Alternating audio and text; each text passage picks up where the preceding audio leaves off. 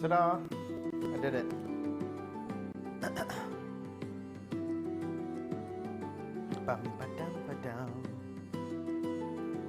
How's the music? Is the music okay? Music too loud? It's hard to know. I feel like I talk about it every week. Like how bad, like how I can't tell the audio, how loud it is.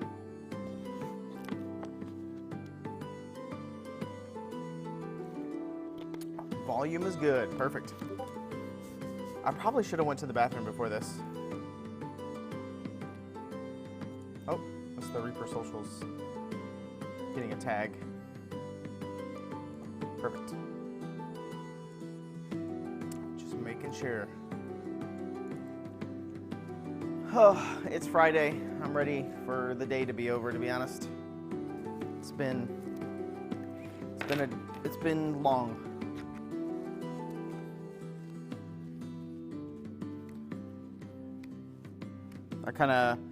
I've been doing some stuff this morning, like video stuff. So I downloaded the whole VOD from last night's ReaperLive, and I was going to start chopping it up to make, I don't know, YouTube shorts, Instagram shorts, reels, TikToks with, but I gotta find a good format for it. Because I do the whole show in this wide frame, obviously, with this big screen and everything like that, across this whole wall. But, you know, TikTok like stuff and Instagram stuff is more like right here. It's like in this section. So you gotta center all your stuff like right here. So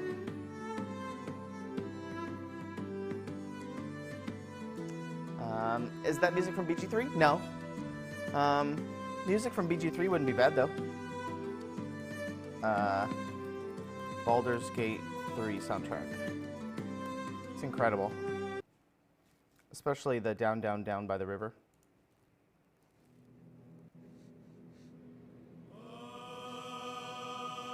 There we go. Yeah, video editing is a ton of work, but I'm just gonna have to maybe translate this stuff from ReaperLive onto that. Either filming it in here, but constraining the screen to be like this big. You know what I mean? Like this, just this middle pillar right here. So that way I could only use this space. And then I could put like new product releases or something right here in the middle and be like, look. Oh my God. Right there. That'd be what it would be.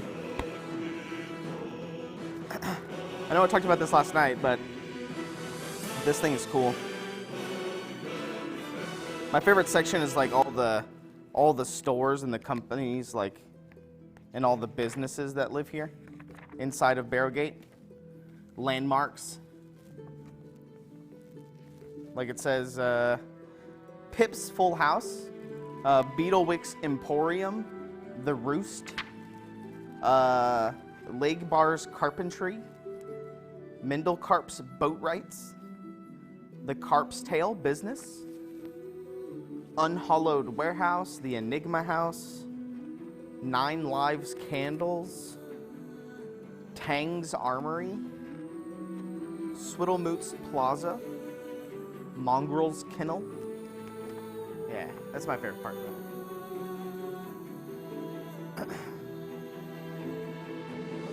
Video is weird. We went wider and wider for years, but as cell phones grow, yeah, it feels like everything is built in that ratio, that cell phone ratio, and that's generally kind of how it's been. Yeah. Just let me know if the audio's too loud compared to my voice, because I honestly don't know. I don't have much planned for today. I'm just going to wing it. We might look at some paint jobs and stuff that people have been posting on the Discord. I want to talk about some Gen Con stuff that came out. It's a touch too loud? Okay. How's that? All right. I just turned it down a smidgen. It does peak a little bit. I can hear it in my ear. I did notice, I went back and watched last week's episode of Reaper Live, and I noticed that the audio for the game was really low. So next time we play Baldur's Gate, I'll turn that up. For surezies. I've been messing around inside the studio for the past couple of times. I can't really turn myself up in here. I just have to turn BG down.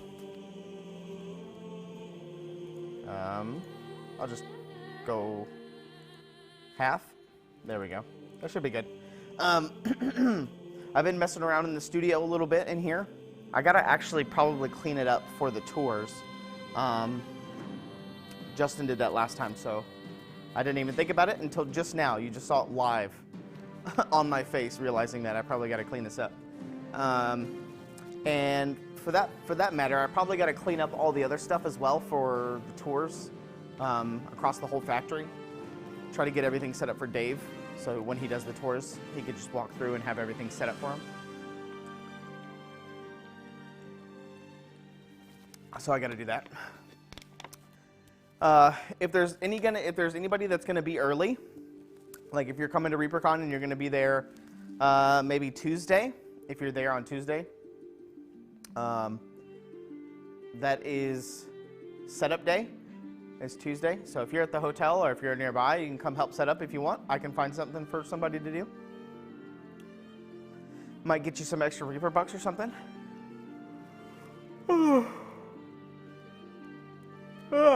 Sorry. There's your obligatory Friday yawn. Lieutenant Floby asks, quick starter 6 question. Is the pledge manager closing anytime soon? Just want to make sure. Let's ask the 8-ball. Outlook not so good. Yikes. That I don't know. I don't want to give you an answer because I have no idea, to be honest. That's up to Dave and Ron. They let me know, and that's when I'll tell everybody. But I haven't heard anything. If I had to guess, if I had to make a strong, educated guess after being here for 13 years, I would say towards closer to the end of the year. That's all I gotta say. Closer to the end of the year. That's my best guess. Yeah, the people, our factory, our partners from China were over here last week. They were at Gen Con, and then they were making, I guess, a tour around the country, seeing all their partners and having business meetings and things like that. So they were here last week, and they had a meeting with Ron and Dave, and that seemed to go pretty well. So I would probably say sometime in the next 4 to 5 months, maybe. But we'll give you plenty of notice ahead of time. Trust me. I'll be shouting it from the rooftops. So I've been messing around in the studio. So just for some transparency stuff, just to talk about it, we use a program called vMix here, and that's what we use to do all of our streaming, capturing all the cameras and audio and everything like that. And vMix is a very complicated program compared to what most streamers use. Most streamers will use something called OBS Streamlabs or OBS and things like that, but we're using a production level software. I just realized that maybe my computer, yep, I got to restart my computer. Oh, that's horrible. It hasn't done that in weeks until now. So I'm restarting my computer, but while that's happening, I think you guys can still see me. So ask me all your questions. What was I was talking about something. Oh, we use vMix here, and I was trying to get Baldur's Gate 3. I got everything working on vMix, but I couldn't get the game audio to come through the master audio channel. And so then I swapped to OBS Streamlabs just to get it working, and that was working just fine. But I'm trying to get the projection to come out here because I had an idea about playing Baldur's Gate. Obviously, we've been playing Baldur's Gate, but I want to play it like this, where I'm standing in front of the green screen, and we're playing Baldur's Gate, and then I can point at the screen and talk about what we're doing and what's going on in the battlefield. But also, if you've seen in Baldur's Gate, hold on, I got to pull everything up. In Baldur's Gate, we have, when you're talking to the characters are normally on this side of the screen, and they're facing your character like this, and they're talking, and you have the dialogue options, and your character is normally standing like this, like talking to them. And I thought it would be funny to, like, whenever we're doing the audio and the dialogue and stuff, to be able to, like, stand opposite of the character that's talking, so that way, you know, it looks like I'm in the scene. Or if there's like an awkward scene or something like that, I can kind of input myself into it. I think that would be funny. I'm just opening everything that's closed. Restore. Because the audio stopped, right? I guess I should have done that. We'll see if the audio kicks back in.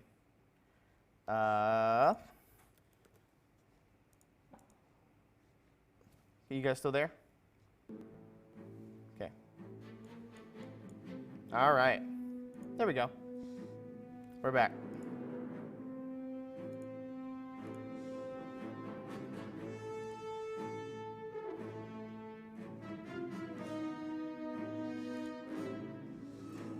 There we go.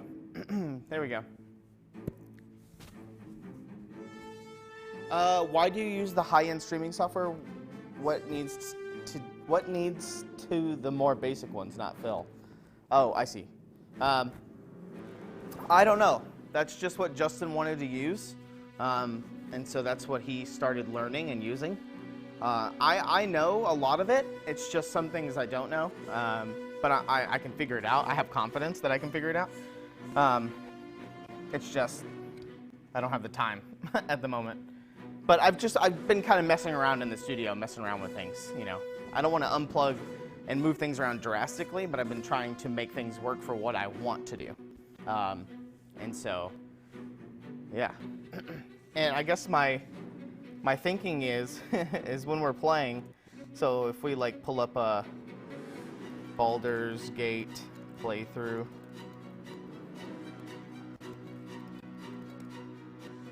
we're just going to look for one without a camera. Why is their audio still playing? Oh, I see. Down here.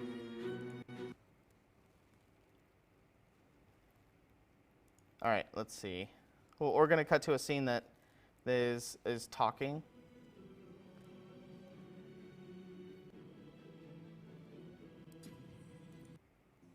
Lower the trap. Ready your blade. Like that.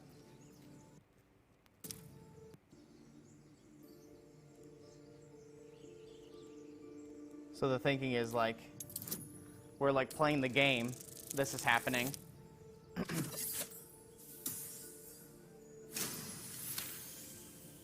So we could do something like, She's you know? right. Oh, No hold, one's characters safe on if this that side. thing goes loose.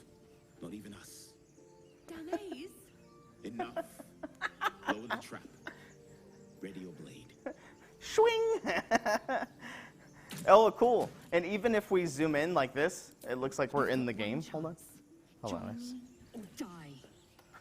put my hat on. It's like, No! You lying rat. that's pretty funny. Oh, wait, are they fighting Lae'zel? Oh, no, they're fighting the things. All right, spoiler alerts. But that's the idea. That's the idea. All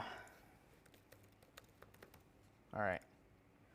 We'll just put on, actually, let's do this. I want to go start this video. Find elsewhere for the G. So, I guess we can go ahead and start. So, Gen Con happened. This is kind of, please continue to wear the hat. I can do that. This hat's kind of dumb. There's one over here. 1 second. Maybe this one's a little bit better. I got a small, decently sized, like small head, you know? How's that? How's that look? You want the horn one? You can wear the horn one. I don't know why they got this hat. I don't know why they did that. They couldn't have gotten a better hat, you know what I mean? It's so weird. Yeah. All right, we'll wear this one. I just can't take myself seriously looking at it.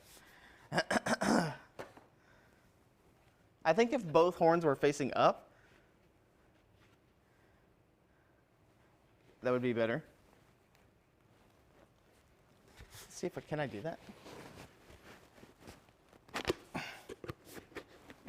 I think it was designed to have both horns up.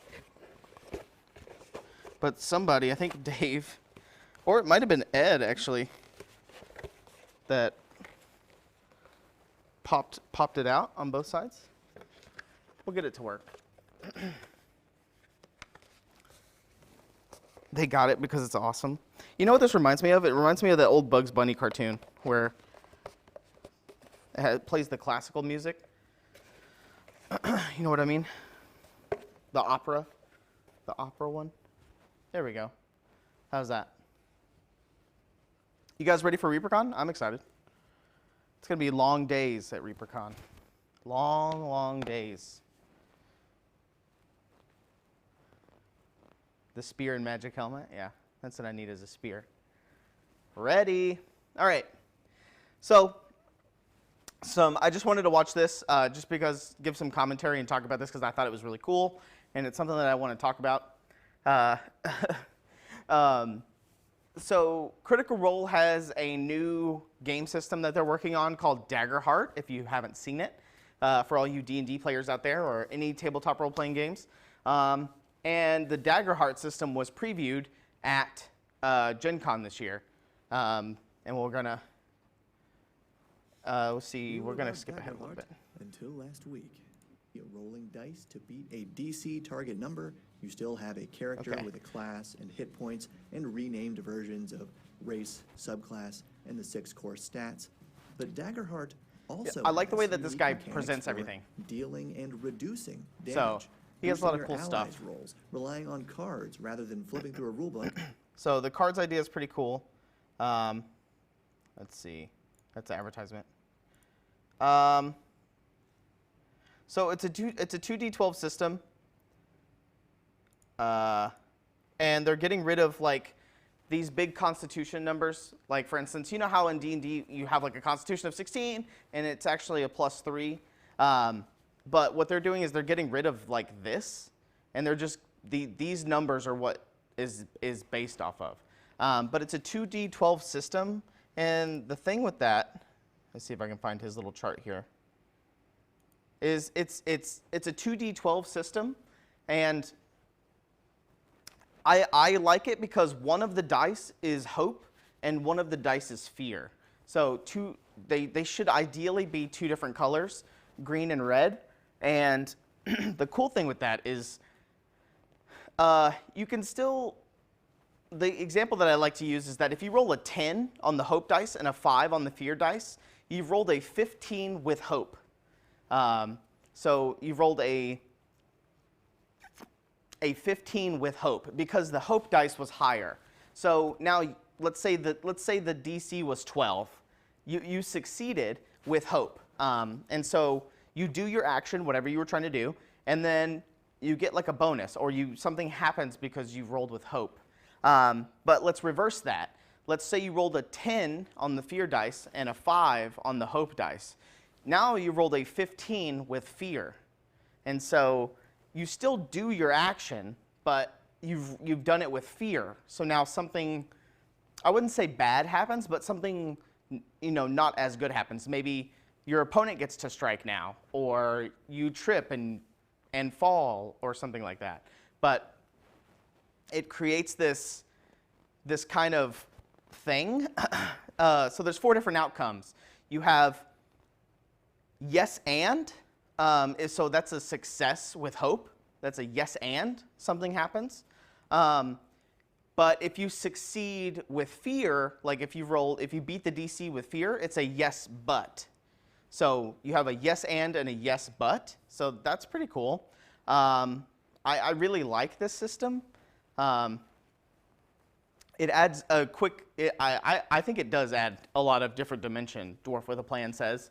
And the way that advantage works in this game is that when you roll with advantage, let's say you roll these two, we're going to keep using our example, hope 10, fear 5, that's a 15 with hope, whichever one's higher. But when you roll with advantage, you roll a d6, and then you add that to your roll. So if you roll the 15 with hope, for say, and then you rolled with advantage and you rolled a 3, now you rolled 18 because you just add that 3 to your roll.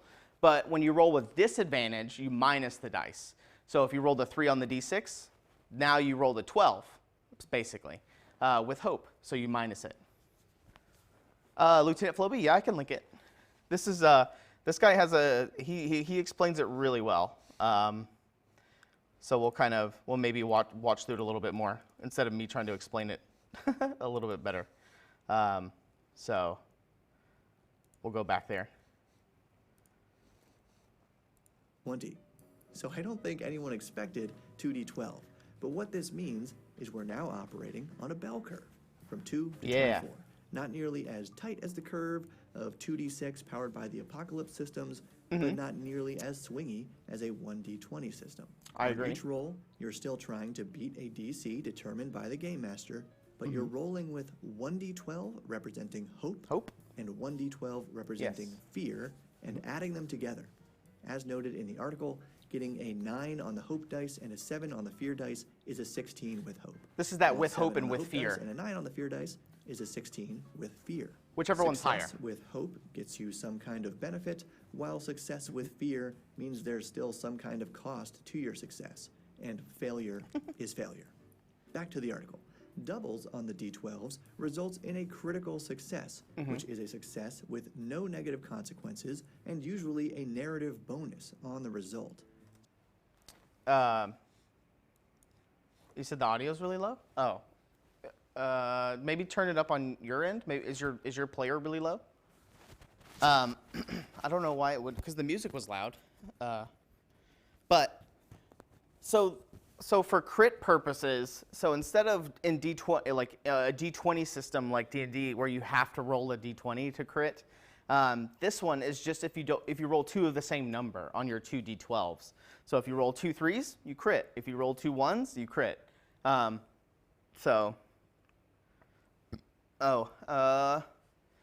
see. Let me go see if I can turn it up in vMix. I don't even know if I can, to be honest. Everything should be as loud as it can go, maybe? Here, I'll try that. See if that works. So this means that you have a 1 in 12 chance of rolling a critical, which, is still pretty good. So let's see, let's test that. So we don't know exactly how this works yet. Louder? I dare you to count how many times I say that in this video, but if we take that literally, should be good. Doubles on the d12s means getting 2 12s, 2 8s, or even 2 1s is a crit. And good. Please check my math, but I think that means you have a 1 in 12 chance of critting every time you roll, which would mean significantly more critical successes than we're used to in D&D. Back to hope and fear, the article says that rolling with hope during combat means the players retain initiative and a player character gets to go next. So, so this part that he's talking about, the player. This section is the most weird thing that I've seen, and I haven't really seen it clarified yet. So in Daggerheart, there's no initiative in combat. So when you go to combat, there's really no, everybody rolls your initiative, and that's the initiative order. And so what happens is, like, let's say I go, and I roll with hope. That means that the player characters, like our group gets to retain initiative. So I succeeded with hope. Now it goes on to the next person in the party, and they get to go. Now let's say they roll with fear. They still succeed or whatever, but they roll with fear. Their fear dice is higher. Now the initiative will pass to the monsters or the enemies, which is really cool because it creates this flow, this free-flowing combat kind of thing, where you can kind of get on a roll if your players are like rolling with hope and they're succeeding a lot. That the players get to keep initiative, but the same thing could happen to the monsters as well. They could keep their initiatives, and it kind of creates this. It's Quindy. Okay. Retain initiative. Quindy's probably just running around opening boxes in Baldur's Gate 3. Okay, she's picking up every bottle. She's gathering every book. All that stuff. And a player character gets to go next. A roll with fear hands initiative back to the enemy characters and often comes with some sort of narrative consequence that the game master warns players about in advance. For instance, still quoting here, my rogue character made an agility. This get to keep attacking over and over? I'm sure there's a great answer to that because action economy is such a foundational element to these kinds of games, and just like D&D, there's probably certain classes or features that may allow your character to manipulate their initiative order. We just don't know yet. We do know that succeeding with hope also builds up hope points that can be spent to boost rolls. Yeah, according to a video I found from someone else who got to playtest Daggerheart at Gen Con, linked below, you can spend 2 points to boost your own roll or 1 point to boost an ally's roll. Therefore, it is optimal to help your allies instead of yourself. Personally, I think building that sort of cooperation into the rules is awesome. If you agree, give this video a thumbs up. And how do you boost? Okay, so there's a new resource in Daggerheart called Hope, and they didn't really talk about how you get these hope points.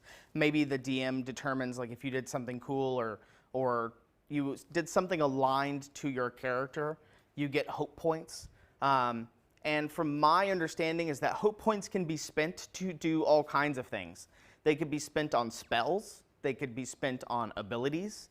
They can be spent on giving yourself advantage, like he said. So you can give yourself advantage by using 2 hope points, or you can give a friend advantage by spending 1 hope point. So that's pretty cool, and we'll see later on in the spell system and the action system on like how these things work as an economy, like a currency. Let's look at chat real quick. It sounds like there's no failures. Yeah, Varl, there are failures. For instance, let's keep using that example of the hope and fear dice rolling a 10 and a 5. Let's say your DC is 16. You still failed, but you failed with hope, like it's or you failed with fear. So you can still fail. It's just with hope. So like maybe it's not as bad. So like maybe you don't take as much damage if you fail your athletics check or something like that. Yeah, the target still number remains, but it just depends on if you've rolled higher on the fear or hope dice. So you could still succeed with hope. You can succeed with fear. You can fail with hope, and you can fail with fear. So I hope that it helps a little bit better. Let's see. There was somebody else that asked a good question up above. John, quick 3-second answer. What is the best first-time player build for PoE? Arc. Inky's Arc Witch. Arc, I think, is probably one of the best ones. Justin. So he's talking about hope. Yeah, we'll continue. Boost those rolls with hope points, you ask? By granting advantage. Daggerheart advantage means you add 1d6 to your roll, and of course, disadvantage means you subtract 1d6. Very simple. But with an average roll of 3.5, Daggerheart's version is a little less impactful than how the same mechanic works in 5e. That's true. However, because I think like imagine because like when you roll with advantage in D20 system, you roll 2 D20s and you take the higher one, right? So there's huge swings because you can roll a 3 or an 18. But in this version, in this tabletop rule set, if you roll, for instance, a 15, and you roll it at disadvantage and you get a 6 on the D6, you go back down to 9. So that is pretty swingy, but it's not as swingy. Like the goalposts are closer together than they are wider. So I think that's pretty cool. We do not yet know if those extra D6s can stack up. My guess is that they can't by default, but some character features may allow. They might. I don't know. We'll have to wait and see. So for a quick recap, Daggerheart, like players have earlier for the main stats. Your character just has a few small numbers instead of big numbers that need to be translated into small numbers. The article states players have 4 points to spend across 6 different stats. However, this photo of the journalist character sheet makes it look like they added 2 points to agility and precision, but also got to take a -1 in knowledge and move that point to presence. Yeah, so it doesn't look like, from what everybody is saying, that there's going to be a randomization of stats. It looks like you just start by spending 4 points. But like what he's saying, so they took the -1 in knowledge, either for character customization wise or backstory or whatever, and they added it to either precision or agility. I guess, or presence, they could have done it to presence as well. So,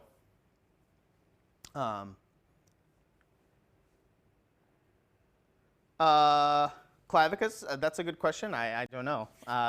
You can ask Justin. He might know. Justin can answer that. But back to this. So I don't know if there's going to be a random customization of things like that. And in Daggerheart, like they said, this is your strength, dex, those stats. So they just renamed them to these: precision, knowledge, presence, etc. Maybe. So we don't know exactly how that works yet, but Darrington Press is clearly going for a more balanced approach than rolling stats randomly, and this point-buy style also allows you to choose the stats you want in order to build your character's strengths and weaknesses the way you want. That kind of control and depth in character customization seems to be a big feature of the game, as we should expect from a group whose success largely comes from creating deeply fascinating characters. Taking those from the top, Ancestry is race just like it is in Pathfinder and Shadowdark. And so far, we know the Ancestry options include Qatari, straight from the character sheet. Those of Qatari ancestry resemble a cat in humanoid form.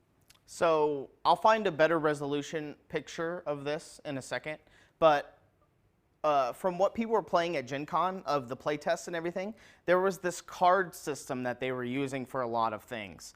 So on the actual player character sheet, you can see that there's this outline right here of, this is a card, this actual card right here, and this is the ancestry, the Qatari ancestry. And so it seems like, this is just a guess, and I'm just speculating here, based on what everybody's saying, is that instead of coming out with like rule books and things like that and books for new items and new ancestries and new classes and feats and abilities and things like that, they're just going to come out with these card packs because it's going to be easier to manage, I think. So they'll just come out with a new ancestry pack or whatever that you go get, and those are the cards that you can put on your character sheet. Because there's these dedicated spots for these cards. You can see one up here in the blurry screen, the blurred picture. I believe this is their back, like where they came from, like their town that they were born in. I think that's what that is up there. But I think it's kind of cool. It'll be easy to update and to add things to games, I think, that way. Because you just go get the Ancestry pack. That way you have the card. And it has their abilities and their starting things right here. And we'll find a better version of it later. Typically recognized by their soft fur, large ears, and tail. With a feature called Feline Instincts, on any agility roll, you may mark a stress to re-roll your hope die. If you do, take the new roll instead. So, remember what he said there. It says mark a stress point. That's going to be kind of important later when they start talking about the stress system in this. And game. that's the only ancestry shown in that article, but in that video I watched, they said there Pendrake asked, is this D&D 60? No, this is Critical Role's new system. It is the Daggerheart system, role-playing system. were also dwarves, stone giants, genasi, daemon as a tiefling equivalent, and turtlefolk. Now I'm guessing Daggerheart has its own names for stone giants, genasi, turtlefolk, and this is almost certainly an incomplete list because that creator also said there were no elves or humans available in Blasphemy. their playtest.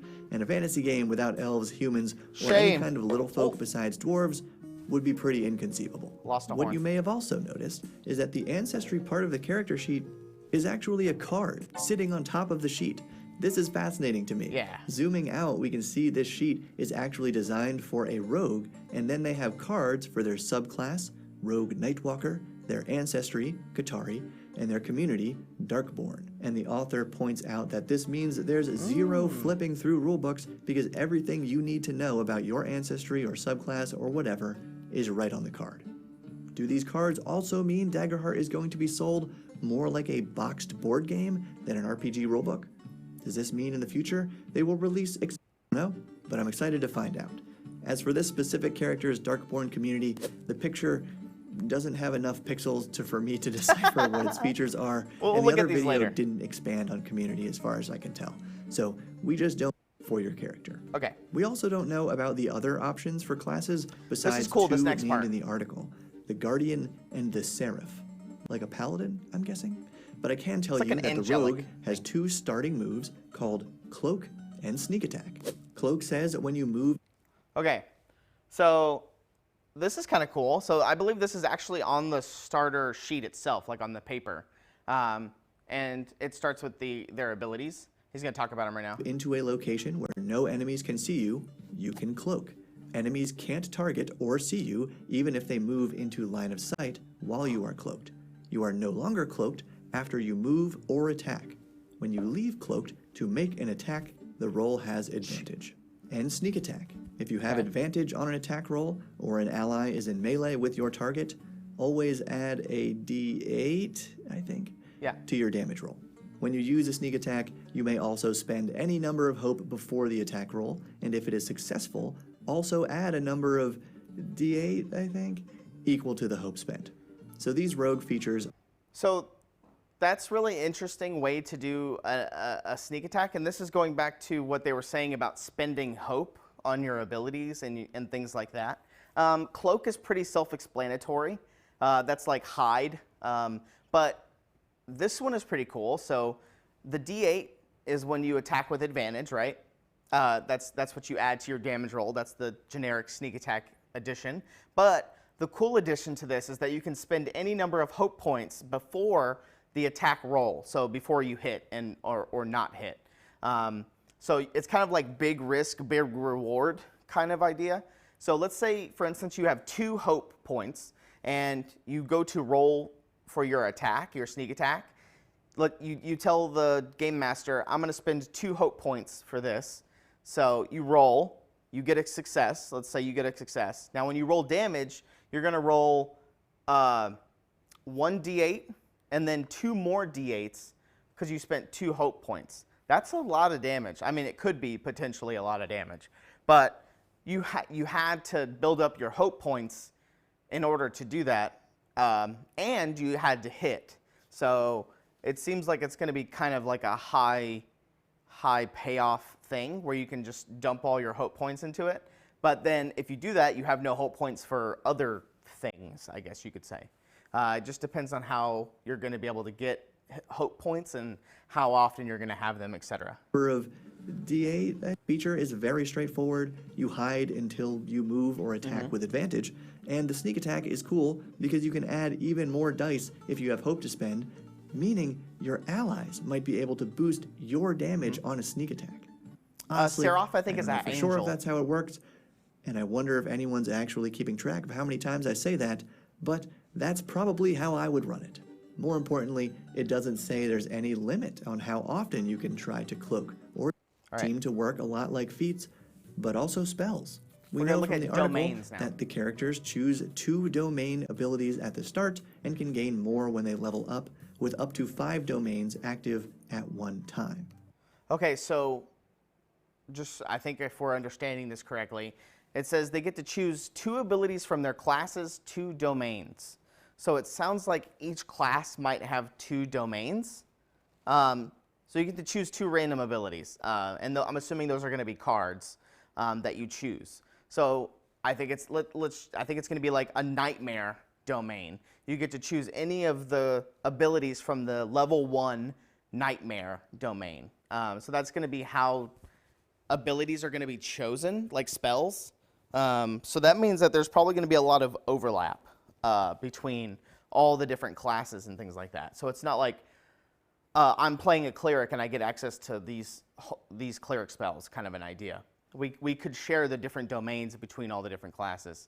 And it looks like you can have no more than 5. So it sounds like you're going to only be able to have 5 domain abilities. But if I remember correctly, it says going into a vault. Oh, they could be swapped. Right here it says it. They can be swapped out during either downtime or some kind of rest. So either in a long rest or a short rest, it looks like you can change your abilities just like you can prepare your spells. Bye, Cranky Dog. And if you caught it, that statement confirms Daggerheart uses character levels? levels, but there's no mention. Anyway, this character has the domain spell Rain of Blades, which spends hope to conjure throwing knives, and the rest is cut off in the photo, and the domain ability Deft Deceiver, which allows you to spend stress to get advantage on a roll to deceive someone. So, Okay. So looking at this card, I can just kind of guess really quickly based on this symbol here. This is the actual domain, whatever symbol this is. Same thing for this symbol right here, over there. These are the 2 different domains, and I believe this might be the level. So level 0 and level 1. Possibly, no, this is the level right here. This might be how many hope points it takes, or how many things it uses to cast it, or action points. We don't know what this is yet, actually. But this should be level 1 of whatever domain this is. And that is level 1 of whatever domain that is. So whoever was making these characters chose these 2 abilities to start off with, because this is a level 1 character, I think. So that I kind of like that. That's pretty cool. We got to see them all. To get advantage on a roll to deceive someone. So, Stress. what is stress? Yeah. Well, I know from the article that you sometimes mark stress instead of taking damage, and I'll explain when that happens in a second. But as far as I could tell, I couldn't find anything explaining what happens when you build up so many points of stress. So that's another thing we'll have to figure out later. Damage and hit points, on the other hand, were pretty well explained and are very interesting. Let's check out that sheet again. This character's daggers do 2d12 damage. Sounds a little overpowered, right? It's a lot. Wrong. You roll that damage against your target's minor damage threshold. For example, this character's minor damage threshold is 9. So if the damage roll were under 9, they would mark stress instead of losing HP. If it's over 9 but doesn't exceed their major threshold, they mark... Hold on, let's I'm gonna see about finding higher res photos of these. Daggerheart character sheet HD. There we go.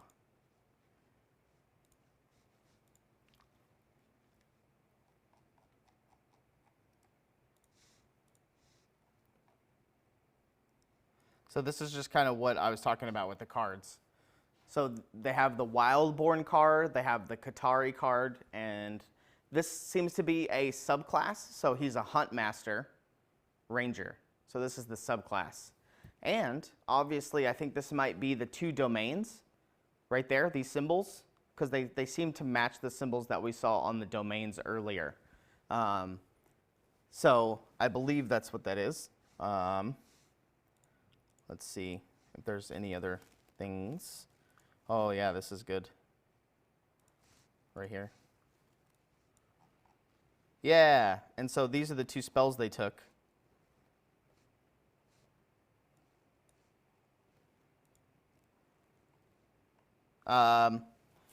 It looks like they took Vicious Entangle, which is a spell, and then they took I See It Coming, which is an ability. Both level 1.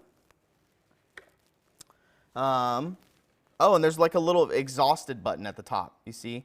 Right here, or at the bottom where it says exhausted. I wonder if you just kind of pencil that in when you've used it and you can't use it anymore. Maybe you can only use it once per short rest or something like that. Oh, I kind of know most of it, I feel like, but I'm just talking about it because I thought it was cool. I think I like the new system. I like all the new stuff that they have. Yeah, they do match the symbols up here. So they match this symbol at the top left. Bone and Sage is what it says, Ranger. So they have Bone and Sage as their domains. And so they can choose the domain abilities, which is neat. So for what he's talking about, from what I can gather, is this minor, major, severe threshold. This is where I think the game is going to get a little bit weird for people because of this section right here. So it looks like, obviously, whenever a character is created at a level 1, for instance, this ranger probably has 6 HP. So you can see all these are blanked out, 6 HP. And I like that as well, Trash. So, you know, we've talked about hope. We've talked a little bit about stress. You have the HP, and then this is where I think a lot of the there might be a little bit of confusion inside of combat because of the minor, major, and severe thresholds. Let's just plug in some numbers in here. Let's say minor is 4, major is 9, and this is 11 or 12, for instance. Let's just put those numbers in there. From what I understand is that when you get hit with something, like damage-wise, and they hit you with 8 points of damage, for instance.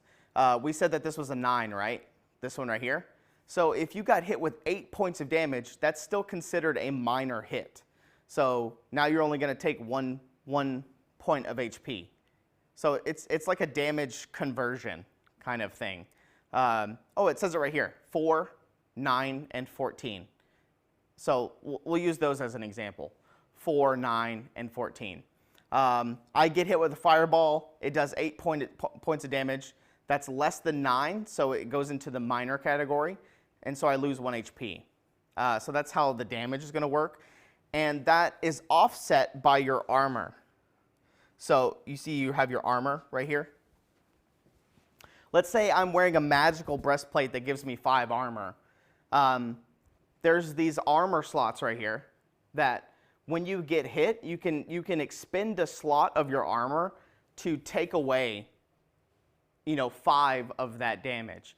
So, like for instance, let's say we haven't used our armor yet. We have armor of 5. It's our breastplate. We get hit for 8 from that fireball.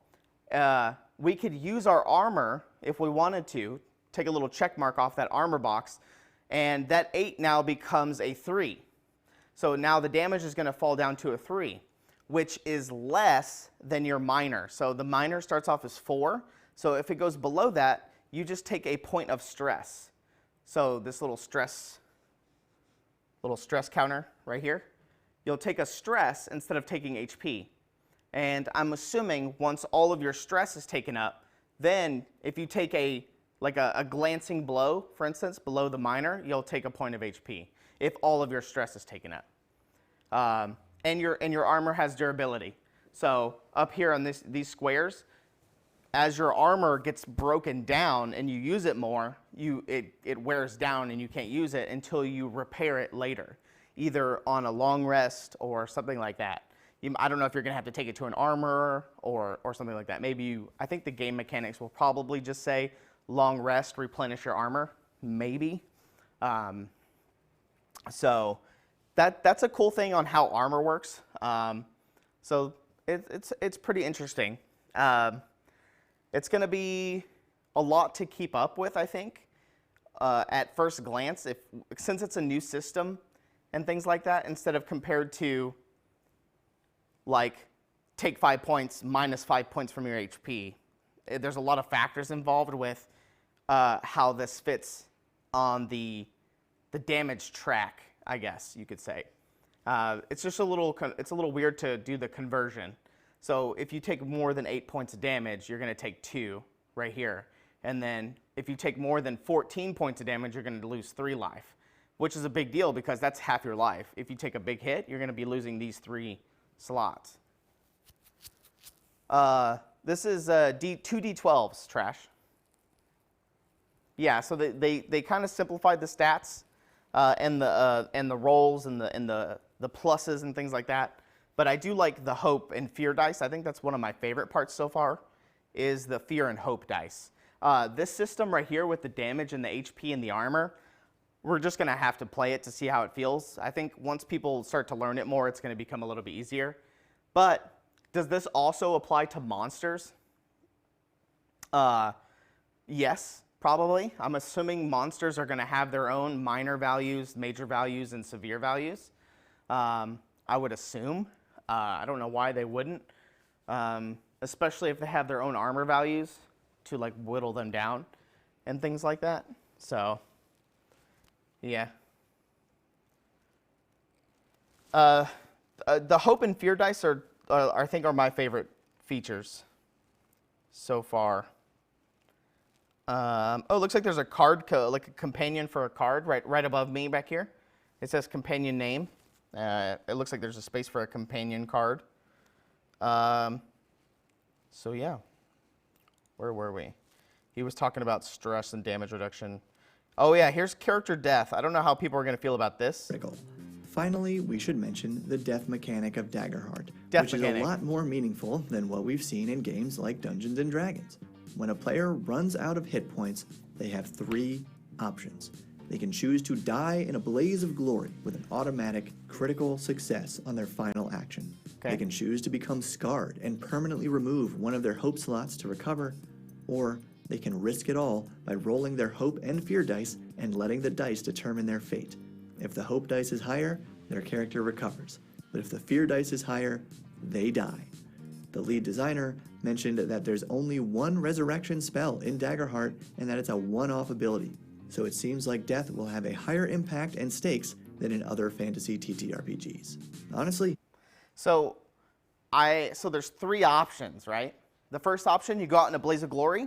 Your character is going to die, but he has one last action, or she. They have one more action. It's a critical success, and they go out in a blaze of glory. You know, maybe it's like the final blow to kill a big bad guy, or they save their other teammate, or something like that. That's one option. That's kind of cool. The second option is, what was the second option? Oh, you permanently lose a hope dice, or like a hope point, on your character sheet. So this one I don't like as much. So you can see on the character sheet, you start off with 5 hope points. I believe it's right here. Start with 2, earn them often. When you hope, spend 1. Yeah. So you start with 5 hope. So when you die, or your character dies, one of the options is to permanently remove one of these. So I guess that means that your character can die a total of 5 times before they die permanently, if you want to go that route. I think that's just an option for certain DMs if they want to do that.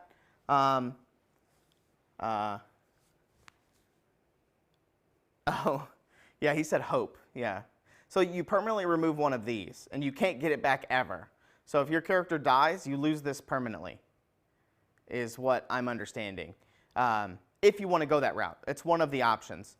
The other option is to roll your fear and your hope dice, and you leave it up to fate, and you have a 50-50% chance to roll higher with fear or roll higher with hope, and then your character either lives or dies. That's a fun option too for all those people that just want to leave it up to fate. I think it's cool that there's options that people can do, especially because DMs will probably homebrew their own stuff, but it's just whatever the players agree upon, I guess.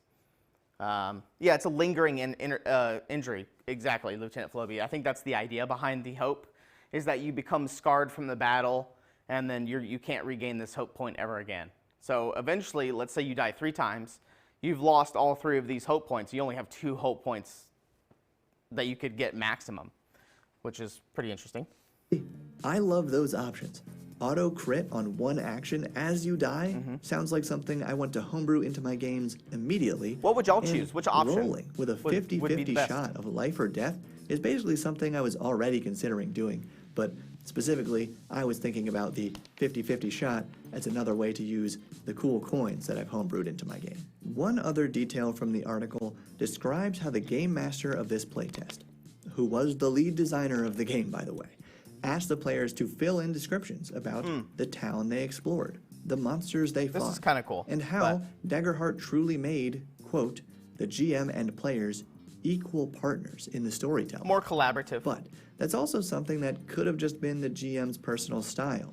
I've run several sessions of D&D where I asked players to make decisions about their locale, their enemies, etc. And it's always a ton of fun. So it'll be interesting to see if this more equal and more That's genuine interesting. form of collaborative storytelling I personally is really like that. built into Daggerheart any more than it's already an option in D&D. Yeah, Lieutenant Flibby says, depends on the table. I have a family game with younger kids. That makes totally sense. I think the minusing of the hope is the way to go that way for that type of table. So I guess you're right. It does depend on what your players want. And you play with an older group that would love permadeath. I agree. I think I would like the Blaze of Glory and the 50-50 option. I think the 50-50 option is fun because it creates storylines. It creates excitement, peaks and valleys of gameplay and things like that. How are we looking on time? Oh, we're good. So I think those two options. I think if you wanted to like have a long-standing group play for a long time, then maybe the taking off the hope is probably the better way to go. But the Blaze of Glory is really cinematic. You just did this big old fight and your other teammates down, and you use one last action to pray to your god to save your teammates or whatever. Then you just roll another character and invite them into the story somehow. That's pretty fun. I think that's pretty cool. What he's talking about here at the end was the collaborative stuff at the table. I know a lot of DMs that like that. Some DMs don't. Some DMs like to create everything. They like to know they like to create all the creatures, all the NPCs in the town, the history and things like that. But it sounds like this game is going towards more of a collaborative thing, so it's not all on the backs of the DM, because the DM has to do a lot of work ahead of time to come up with all that stuff, or come up with it on the fly if you want. But we don't know too much about the collaborative stuff, but it sounds interesting, sounds okay. But yeah, that's just some of the things there. Let's see if there's any other character sheets. Here's another one of the, I think the Seraph. Oh, we'll look at the picture. This is the other like half giant. So this was the half giant, Brightborn. So this is the community. You can see this card. It says community on it. So this is kind of like their ancestry, like their backstory, I guess, or like where they came from. Half giant is the ancestry. This is the community, and then this is their kind of subclass. So they are a battle angel, Seraph, battle angel, domains of splendor and valor. So you could choose all of your abilities based on splendor and valor for your two domains. And we can see here on this character sheet, they actually have some cool stuff here. You can see this breastplate right below me here. The breastplate has 5 base score on it, and that's the only armor that they have. So it's not, they don't have like arm guards, boots, and things like that. At least there's no space for it right on this character sheet. It looks like they only have the breastplate. I mean, they might have other pieces of armor, but it might not contribute towards armor. Who knows? It looks like they died twice. Oh, yeah, I guess you're right. I guess they could have died twice based on this. Or they could have just used their points and they accidentally scribbled them out. Maybe. They might have died twice. They could have done that. We don't know. But they have taken 2 points of damage here and 1 point of stress. So that's a good way to visualize that. But they've also used their armor twice, right here. So they use their armor twice of the 3 times that they could use it. And this character looks like they have a 5, 10, and 15 for minor, major, and severe. So just again, it looks like if you took 11 points of damage from a spell or an attack, and you took 11 points, then you would take 2. So, you would take 2 off here. But, for instance, if you took 11, you could use your armor for the 3rd time to reduce that by 5. So now you only take 6, which is now a minor hit. So now you only take 1 point of damage. So, kind of interesting. What does that ability say? You may spend hope to take flight for a number of minutes equal to your level. While flying, do an additional 1d8 damage to any attack you make. You may spend an additional hope to pick up and carry another creature that is approximately your size or smaller. So that's another example of using hope. So this Battle Angel card uses hope to fly, grow wings, as angelic wings to fly, and they can pick things up with additional stuff. Let's see, what does Half Giant have? Gain an additional hit point slot at character creation. Oh, that's what they show on their character creation here. So normally characters start off with 6, so that would be here. But this little square, they've colored it in, and they gained an additional HP because of their Half Giant endurance. And this is a cool another thing that people have been picking up on. So if you look at down here where it says reach, it says any melee weapon you wield has its range increased to very close. So all the playtests and everything I've been seeing people say is that the game doesn't seem to be using like 5 feet, 10 feet, and also durations. They don't really seem to be using durations very much. They're using like general terms like close or very close or for a short time.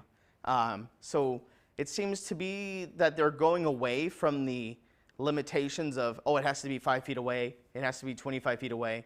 It's just more of a general close, very close kind of wording. They're using very general words, and they might be leaving it up to either the game master to decide on if it's close or not, kind of an idea. Not entirely sure what that entirely means for all the spells and all the abilities and what those definitions actually mean, if what is close, what is very close, things like that. It's really hard to know at this point, but it's very interesting that they seem to be going away from distance and time and those hard limitations like that. Yeah, another thing we didn't really look at that much, but if you look on the bottom here where it says wealth, I'm gonna assume based on generic game knowledge that like 4 bags equals 1 handful, 3 chests equals 1 bag, or vice versa. I'm sorry, 5 handfuls equals 1 bag, 4 bags equals 1 chest, 3 chests equals 1 hoard, and then 2 hoards equals 1 fortune. I'm assuming that's how they're going to do wealth, but I don't know what that pertains to in if you're going to go buy something or anything like that. Is it going to just cost 1 handful? Like, if I want to go buy a battle axe or whatever, is it going to cost you 1 handful or 2 handfuls? What does that mean? So that's a little weird, especially like, it's not going to cost 2 gold. It's going to cost a handful of whatever money they decide to do. And it looks like their abilities that they chose are up here. So they chose, it looks like a Valor and Splendor. So this is a Splendor ability and this is a Valor ability. One's a spell, one's an ability, Forceful Push and Bolt Beacon. So those are their 2 spells, or 2 abilities that they have at level 1. And as they level up, they unlock a new slot. So eventually they can have 5, but you can swap those out. It seems interesting, but there's still a lot to know. We've only seen a handful of playtests, and only about 500 people got to play it. So there's not very many people that got to play it overall, and they haven't really talked publicly about a lot of the systems and stuff. So it seems like it's still kind of early, and they might be gauging on how everybody feels about it and testing game systems and things like that. But I kind of have a little bit of hope with it because, like, the hope and fear dice system is just so cool and so new. I don't know if it's new, but it feels exciting and it feels kind of storytelling and things like that. So I might be playing a lot. I kind of want to play test this. I kind of want to play it a lot, just to see. That'd be fun. Yeah, I think that's about it. There's a ton of stuff about it out there, and a lot of people talking about it. Based on what the screenshots that people took pictures of and the people that play tested it, I don't know when they're going to talk about it more. I don't know when there's going to be more play tests and things like that. It's going to be interesting. So the wealth thing is a little confusing. There's a lot of answers that we don't know, but well, I'll try to keep my eye on it as best I can. Any questions before we start to wrap it up here? Who's streaming right now? Who's on? Who's live? Oh, it's going to play our video. Oh, there's a lot of people getting ready for Path of Exile. That should be starting soon. Monument Hobbies is on. Play in the Mud. Kana. Actually, Kana. We'll raid Kana. So Kana, she's coming to ReaperCon. I believe she has a booth at ReaperCon. So if you want to go ask her about stuff that's happening at ReaperCon with the booth and everything like that, or just see what she's sculpting. She's sculpting right now. She might be sculpting stuff for ReaperCon right now. I don't know. But she'll have a booth at ReaperCon. We'll probably raid her just because. I have chat pulled up here. Ooh, wrong button.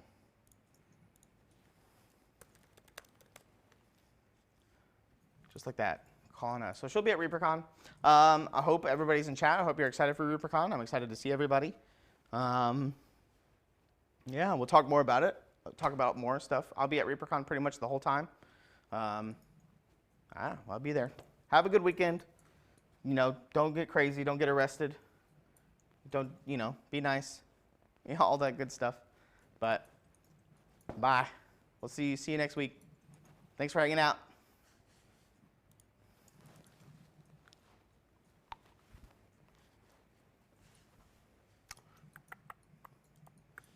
Gotta go stop the stream. Reaper. So Quindy doesn't get mad at me. Hey, Friday? I know she could probably still hear me, It is but Friday. at least I numbered it right now, I think. Reaper, thanks so much for the read. Shout out, Reaper.